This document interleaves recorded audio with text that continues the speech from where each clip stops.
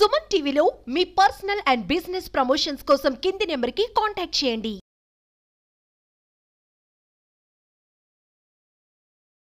నమస్కారం, welcome to Ongole Suman TV. ఈ రోజు మనం వైజాగ్ అండ్ ఒంగోలులో ఉన్న origin body mind soul hospitals MD doctor Jyotsna Teja గారితో ఉన్నాం. నమస్తే మేడం. నమస్తే అండి. ఈ మధ్య కాలంలో క్యాన్సర్ అనే మాట తరచూ వింటున్నాం. అసలు క్యాన్సర్ అంటే ఏంటి మేడం? సో క్యాన్సర్ అనేది తెలుగులో చెప్పాలి అంటే రాజపుండు అంటారు. పూర్వం రోజుల్లో కేవలం రాజులకు మాత్రమే రాజపుండు ఉండేది. అంటే ఎవరైతే ఎండలో బాగా పనిచేస్తూ ఆహారం చాలా తక్కువ మోతాదులో ఎక్కువ ఫాస్టింగ్ ఉంటూ ఉండేవాళ్ళు, రోజువారీ పనులు చేసుకునే వాళ్ళలో క్యాన్సర్ అనేది ఇదివరకు రోజుల్లో అనేది ఉండేది కాదు. ఈ ఎక్కువ protein rich food, non veg ఇట్లాంటివన్నీ కూడా రాజులు బాగా తీసుకునేవాళ్ళు కాబట్టి పూర్వం రోజుల్లో దీన్ని రాజపుండు అంటారు. ఇప్పుడు కూడా క్యాన్సర్ అనేది మన శరీరంలో భయానక రోగంగా అందరూ కూడా అనుకుంటూ ఉన్నారు. And third leading cause world లో క్యాన్సర్ నే చెప్పొచ్చు. అయితే ఈ క్యాన్సర్ అసలు ఎందుకు వస్తుంది?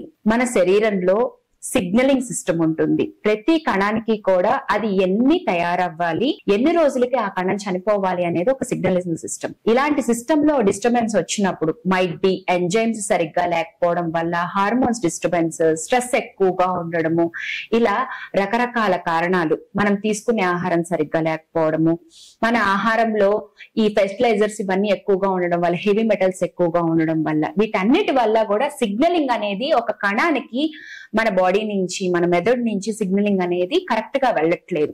దానివల్ల ఫర్ ఎగ్జాంపుల్ మన శరీరంలో ఎర్ర రక్త కణాలు ఉన్నాయి. అది దాని ఆయుర్దాయం అనేది 120 రోజులు. ఆ 120 రోజుల్లో ఈ ఎర్ర రక్త కణాలు అనేవి చనిపోవాలి. ఒకవేళ చనిపోకుండా అవి గనక ఒక 200 రోజులు బ్రతికే ఉన్నాయి అనుకోండి, దాన్నే మనం క్యాన్సర్ కింద తీసుకుంటాం. అంటే ఈ రోజున చనిపోవాల్సిన కణాలు చనిపోతే కొత్తగా పుట్టాల్సినవి పుడతాయి, కానీ చనిపోవాల్సినవి చనిపోవట్లేదు, కొత్తగా పుట్టాల్సినవి పుడుతున్నాయి. ఆ విధంగా శరీరంలో కణాల సంఖ్య అనేది పెరుగుతూ ఉంటుంది. క్యాన్సర్ అంటే nothing but cell number, cell size increase అవ్వడం. అది ఏ విధంగా అయినా అయితే రక్తనాళాల్లో ఉండొచ్చు, అండ్ లివర్ లో గనక లివర్ సెల్స్ లో జరిగితే లివర్ సెల్స్ లో ఉండొచ్చు, గుండె దగ్గర అయితే గుండె. ఇలాగా మన శరీరంలో ఏ ఆర్గన్ లో అయినా సరే క్యాన్సర్ అనేది రావడానికి అవకాశాలు చాలా ఎక్కువగా ఉంటున్నాయి ఇప్పుడున్న కాలమాన పరిస్థితుల ప్రకారంగా. How to stop making cancer?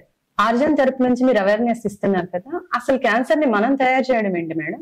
So yes, ఈ రోజు అందరూ కూడా మన క్లైమాటిక్ కండిషన్స్, మనం తీసుకునే ఫుడ్, వీటన్నిటిలో కూడా చేసే ఒక బ్లండర్ మిస్టేక్స్ క్యాన్సర్ ని తయారు చేయడానికి ఖచ్చితంగా దోహదపడుతున్నాయి అని అంటాను. సో ఇదే పీపుల్ అందరికీ కూడా అవేర్నెస్ ఇవ్వాలనే ఉద్దేశంతో how to stop making cancer అనే ప్రోగ్రామ్ ని చాలా విస్తృతంగా పీపుల్ లోకి తీసుకొని వెళ్తూ ఉన్నాము.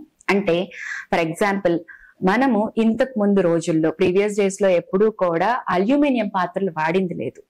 ఈ రోజున ప్రతి వంటకం ఎక్కడ చూసినా సరే అల్యూమినియం అనేది కాస్ట్ ఎఫెక్టివ్ గా ఉండడం వల్ల, ఎక్కువ మంది క్లీనింగ్ యూసేజ్ బెటర్ గా ఉండడం వల్ల ఎక్కువ మంది దీన్ని వాడడానికి ఇష్టపడుతూ ఉన్నారు.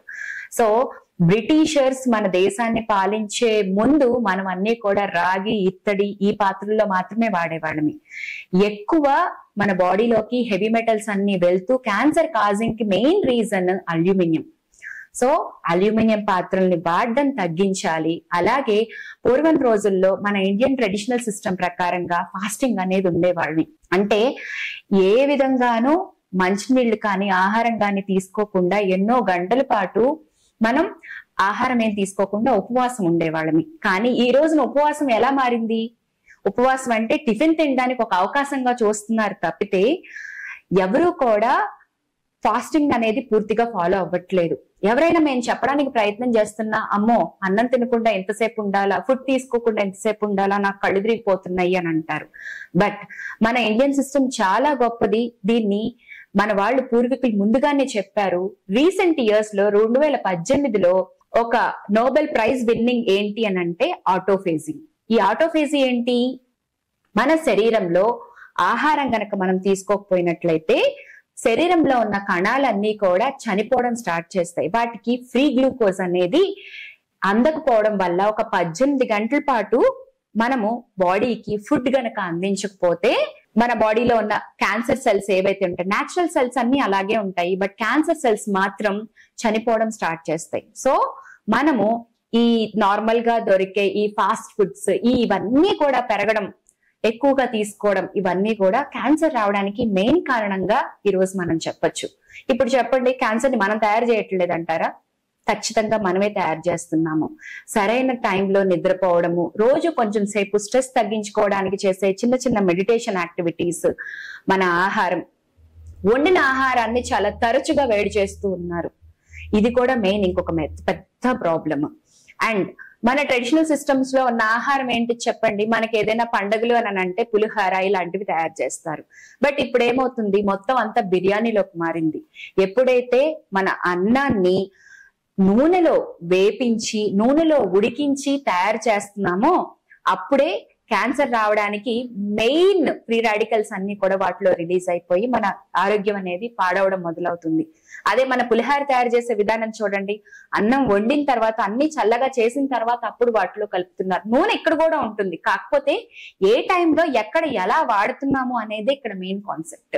మన ఇండియన్ ఫుడ్స్ అన్ని కూడా మన ట్రెడిషనల్ సిస్టమ్స్ లో ఉండే తయారీ విధానం, పూర్వం రోజుల్లో ఉన్న అరిసెలు, అది కేవలం సంవత్సరానికి ఒక్కసారి మాత్రమే ఉండేవి. ఈ రోజున ఏ వీధిలోకి వెళ్ళినా సరే మనకి ఈ ఆహార పదార్థాలు దొరుకుతున్నాయి. బట్ మన ఆహారం అనేది ఒక కాలమానంలో, మన చుట్టూ ఉన్న ఎన్విరాన్మెంటల్ కండిషన్స్, అంటే ఫర్ ఎగ్జాంపుల్ మనం అరిసెల గురించి చెప్పుకుంటే ఏ టైంలో ఉంటుంది? సంక్రాంతి టైంలో ఉంటుంది. అంటే చుట్టూ చల్లగా ఉన్న వాతావరణం, ఆ టైంలో ఈ బెల్లాన్ని వీటన్నిటిని వేడి చేసి అప్పుడు మనకి ఇలాంటి ఒక స్వీట్ ని తయారు చేసి ఇచ్చారు. కానీ ఇదే వర్షాకాలంలోనో ఎండాకాలంలోనో తీసుకోవడం వల్ల శరీరంలో ఉండే రియాక్షన్స్ మారుతూ ఉంటాయి. సో ఎప్పుడైతే మన ఇండియన్ సిస్టమ్ ని ఫాలో అవుతుంటామో, మన ఇండియన్ సిస్టమ్ లో ఉన్న అన్ని రకాల ఆహారపు అలవాట్లని అండ్ ఎర్లీ మార్నింగ్ నిద్ర లేచి సూర్య భగవానునికి దండం పెట్టుకోవడం, ఇదేది కూడా హిందూయిజం లో కాదండి, మన ఇండియన్ సిస్టమ్ లో ఉన్నవి. ఇవన్నీ ఏ రోజైతే తిరిగి మానవుడు మళ్ళీ మొదలు పెడతాడో ఆ రోజున మనం ఈ క్యాన్సర్ అనే ఒక మహమ్మారి నుంచి అందరం కూడా దూరంగా వెళ్ళడానికి అవకాశం ఉంటుంది. సో ఇలాంటి వీటన్నిటినీ కూడా చిన్న చిన్నగా అందరికి తెలిసిన విషయాలే మళ్ళీ ఇంకొకసారి గుర్తు చేస్తూ ఈ how to stop making cancer అనే ఒక విధానాన్ని అందరికీ కూడా తెలియజేయాలనే ఉద్దేశంతో ఆరిజిన్ వర్క్ చేస్తూ ఉంది. కొన్ని రకాల విటమిన్స్ తగ్గడం వల్ల క్యాన్సర్ వస్తుంది అంటున్నారు, అది నిజమేనా మేడం? అగైన్ ఈ క్వశ్చన్ కి కూడా అదే సమాధానం, మన ట్రెడిషనల్ సిస్టమ్స్ నుంచి మనం దూరంగా జరగడం. దానికి సంబంధం ఏంటంటారా? ఎండలో ఉంటే వైటమిన్ డి వస్తుంది. వైటమిన్ డి శరీరానికి బాగుంటే క్యాన్సర్ రాదు, షుగర్ రాదు, బీపీ రాదు, గుండె సమస్యలు రావు. కానీ ఎంతమంది ఈ రోజు ఎండలో ఉంటున్నాము? ఉండట్లేదు. సో వైటమిన్ డి అనేది 50 కంటే లెవెల్స్ ఎక్కువగా ఉంటే మన బ్లడ్ లో ఖచ్చితంగా ఏ మనిషికి కూడా క్యాన్సర్ రాదు. ఈ రోజున కోవిడ్ అనేది పాండమిక్ గా చెప్పుకోవట్లేదు, వైటమిన్ డి తక్కువగా ఉండడాన్ని మనం పాండమిక్ గా ఆలోచించాలి. ఈ రోజున మనం కోవిడ్ ని పాండమిక్ గా అనుకుంటున్నాం, కానీ నిజంగా వైటమిన్ డి లెవెల్స్ తక్కువగా ఉండడాన్ని పాండమిక్ గా కన్సిడర్ చేయాలి. కోవిడ్ సిచ్యువేషన్ లో పక్కన మనిషికి కోవిడ్ తో సఫర్ అవుతున్నా కానీ కొంతమందికి కోవిడ్ రాలేదు. ఎందుకు రాలేదు అని అంటే వాళ్ళలో ఉన్న వైటమిన్ డి లెవెల్స్ ఎవరికైతే బాగున్నాయో వాళ్ళకి ఏ రోజు కూడా కోవిడ్ అనేది రాలేదు. అలాగే వైటమిన్ డి కి క్యాన్సర్ కి సంబంధం ఏంటి అని అంటే ఎపోప్టోసిస్ అంటారు. అంటే ఒక ప్రోగ్రామ్డ్ సెల్ డెత్ ని వైటమిన్ డి ఎంకరేజ్ చేస్తుంది. వైటమిన్ డి లెవెల్స్ కనుక తక్కువగా ఉంటే మనం ముందుగా చెప్పుకున్నాం ఏంటి, కొన్ని సెల్స్ చనిపోవాల్సిన టైంలో చనిపోవట్లేదు, అందుకనే క్యాన్సర్ వస్తుందని. అలా చనిపోవాలి అని అంటే ఏం కావాలి? వైటమిన్ డి లెవెల్స్ కనుక 50 అబోవ్ ఉండగలిగితే ఏ ఒక్క సెల్ కూడా ఎపోప్టోసిస్ ని క్రాస్ అవ్వదు. సో ప్రతి ఒక్క సెల్ దానికి డిజైన్ చేసిన, ప్రోగ్రామ్ చేసిన కొన్ని రోజులలో సెల్ అనేది డెత్ అవుతుంది. సో ప్రాపర్ గా టైం కి సెల్ డెత్ అయిందనంటే క్యాన్సర్ ఎందుకు వస్తుంది? ఖచ్చితంగా రాదు. సో వైటమిన్ డి లెవెల్స్ అనేవి మెయింటైన్ చేయడం చాలా ఇంపార్టెంట్. అందరికి ఇంకో ఉన్న ఒక అపోహ, వైటమిన్ డి ఎర్లీ మార్నింగ్ ఉంటుంది అని. కాదు, నడి ఎండలో ఎప్పుడైతే సూర్యుడు మన నడినెత్తి మీద ఉంటాడో ఆ టైంలో గనక మీరు రోజులో 1 గంట సేపు ఎండలో ఉండగలిగితే మీ ఆ రోజుకి కావాల్సిన రిక్వైర్మెంట్స్ ని ఖచ్చితంగా మనం రీచ్ అవ్వచ్చు. ఒకసారి ఈ వీడియో చూసిన ఎవరైనా సరే నేను చెప్పేది ఏంటంటే మీ వైటమిన్ డి లెవెల్స్ ఒక్కసారి చెక్ చేయించుకోండి. అండ్ ఇంకొక జాగ్రత్త మనం తీసుకోవాల్సింది, వైటమిన్ డి ఎప్పుడు కూడా సింగిల్ గా అబ్జార్బ్ అవ్వదు, దాంతో పాటుగా మెగ్నీషియం కూడా చాలా అవసరం శరీరానికి. సో వైటమిన్ డి లెవెల్స్ తక్కువగా ఉన్న వాళ్ళు ఆ టాబ్లెట్స్ తీసుకునేటప్పుడు మెగ్నీషియం టాబ్లెట్స్ కూడా కలిపి తీసుకోవడం అనేది చాలా అవసరం ఈ రోజున. ఓజోన్ థెరపీ పాత్ర క్యాన్సర్ తగ్గించడంలో ఎంతవరకు ఉంది? ఓజోన్ థెరపీ అనేది రీసెంట్ న్యాచురోపతి ట్రీట్మెంట్స్ లో ఇంక్లూడ్ అయ్యింది. క్యాన్సర్ ట్రీట్మెంట్స్ లో ఇప్పటి వరకు కూడా chemotherapy, radiations, surgical removal of, అంటే ఏ పార్ట్ లో అయితే క్యాన్సర్ వచ్చిందో ఆ పార్ట్ ని రిమూవ్ చేయడం అనేది ఉంటుంది. అయితే ఓజోన్ థెరపీ వీటన్నిటికీ అడ్జసెంట్ గా మనకి క్యాన్సర్ ని తగ్గించడానికి చాలా బాగా యూజ్ అవుతుంది. ఇక్కడ ఎందుకు ఓజోన్ అనే మాట అంటే, ఆక్సిజన్ రిచ్ ఎన్విరాన్మెంట్ లో క్యాన్సర్ కణాలు బ్రతకవు. అందుకనే మన పూర్వీకులు యోగా ఆసనాలతో పాటు ప్రాణాయామాల్ని కూడా సజెస్ట్ చేయడం జరుగుతుంది. కానీ ఈ రోజు ఎంతమంది ఎక్సర్సైజ్ చేస్తున్నారు? మినిమం యోగాసనాలు కానీ ఎక్సర్సైజెస్ కానీ ఎంతమంది చేస్తున్నారు? ఎవరైతే కార్డియాక్ వర్కౌట్స్ బెటర్ గా చేస్తారో, అంటే కార్డియాక్ వర్కౌట్స్ అంటే ఏరోబిక్ వర్కౌట్స్, ఆక్సిజన్ ఎక్కువగా ఉండి ఆక్సిజన్ మనం ఎక్కువ పీల్చుకుంటూ ఆ యాక్టివిటీని చేయడాన్ని ఏరోబిక్ యాక్టివిటీస్ అంటారు. ఏరోబిక్ యాక్టివిటీస్ అనగానే వెంటనే ఏరోబిక్ డాన్సా ఇలాంటి అపోహ కూడా ఇంకోటి ఉంటుంది. ఖచ్చితంగా కాదు. మన వెయిట్ లిఫ్టింగ్ ఇలాంటివి అనరోబిక్ యాక్టివిటీస్ కిందకు వస్తాయి. మన థ్రెడ్ మిల్ చేయడము, వాక్ చేయడము, రన్ చేయడము, సైక్లింగ్ చేయడము, ఇలాగా లాంగ్ పీరియడ్ మనం గాలి తీసుకుంటూ చేసే ప్రతి యాక్టివిటీని ఏరోబిక్ యాక్టివిటీ కింద అంటారు. ఇలాంటి యాక్టివిటీస్ చేసేటప్పుడు ఆక్సిజన్ బాగా తీసుకుంటాము. ఇలాంటి ఆక్సిజన్ రిచ్ ఎన్విరాన్మెంట్ లో క్యాన్సర్ సెల్స్ అనేవి బ్రతకవు. సో ఎవరైనా సరే ఐదర్ ఫిజికల్ యాక్టివిటీస్, ప్రాణాయామాస్ చేయండి. క్యాన్సర్ ని రాకుండా ఉండడానికి ఇది చాలా బాగా హెల్ప్ అవుతుంది. ఇదే కాన్సెప్ట్ ని ఓజోన్ థెరపీలో తీసుకొని మనం ఓజోన్ అనేది ఆక్సిజన్ ప్లస్ ఓ, నేసెంట్ ఆక్సిజన్, ఇలా O2 ప్లస్ O తోటి కాంబినేషన్ తోటి మన శరీరంలోకి పంపించి క్యాన్సర్ ని తగ్గించడానికి ఆక్సిజన్ రిచ్ ఎన్విరాన్మెంట్ ని మనము బయట నుంచి ఇస్తూ వాళ్ళకి ట్రీట్మెంట్స్ ఇవ్వడం అనేది జరుగుతుంది. ఓజోన్ మనము major auto haemotherapy, minor auto haemotherapy and rectal ozone అంటాము. అంటే మనకి మోషన్ కి వెళ్లే ద్వారంలో ఓజోన్ ఎయిర్ ని పంపిస్తాము. దీని వల్ల పెద్ద పేగు క్లీన్ అవుతుంది అండ్ లివర్ లో ఉండే క్యాన్సర్ సెల్స్ కానీ ఇట్లాంటివి ఏవైనా సరే వీటన్నిటిని తగ్గించడానికి హెల్ప్ అవుతుంది. అండ్ ఇంకా మేజర్ ఆటో హీమోథెరపీ అంటే మన బాడీలోకి ఆక్సిజన్ రిచ్ ఉన్న బ్లడ్ ని పంపించడం జరుగుతుంది. ఇది ఒక మంచి సిస్టమ్. ట్రీట్మెంట్స్ లో ఎటువంటి సైడ్ ఎఫెక్ట్స్ లేకుండా ఓజోన్ థెరపీ అనేది రిజల్ట్స్ ఇవ్వడంలో ఎటువంటి సందేహం లేదు. ఇవి తీసుకుంటున్నప్పుడు మేము రేడియేషన్స్, కీమోథెరపీ తీసుకోవచ్చా అనే క్వశ్చన్ మార్క్ ఉంటుంది.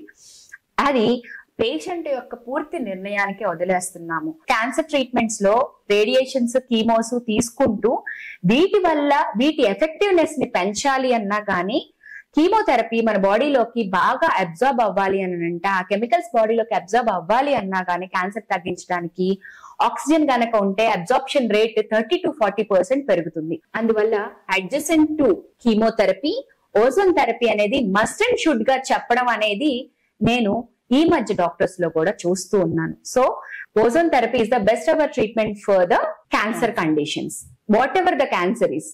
బట్ నేను ఇక్కడ ఇంకొకటి చెప్తాను, ఏ థెరపీ అయినా ఏ ట్రీట్మెంట్ అయినా సరే ఒక మనిషి స్ట్రెస్ లెవెల్స్ ని మెయింటైన్ చేసుకోకుండా, సరైన ఆహారపు అలవాట్లు మెయింటైన్ చేసుకోకుండా, తన కోసం తన రోజులో కొంత టైం కేటాయించకుండా ఎటువంటి అద్భుతమైన ట్రీట్మెంట్లు తీసుకున్నా సరే రిజల్ట్ అనేది అసంపూర్ణంగా ఉండే అవకాశం ఉంటుంది. సో మీ గురించి మీరు రోజులో కొంత టైం కేటాయించండి.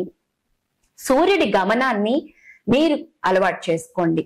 సూర్యుడు ఉదయించేటప్పుడు ప్రతి మనిషి కూడా నిద్ర లేవాలి. సూర్యుడు అస్తమించిన తర్వాత మనం ఆహారం తీసుకోకుండా ఎంత త్వరగా నిద్రలోకి ఉపక్రమించగలిగితే మన శరీరం ఎప్పుడూ కూడా చాలా బాగుంటుంది.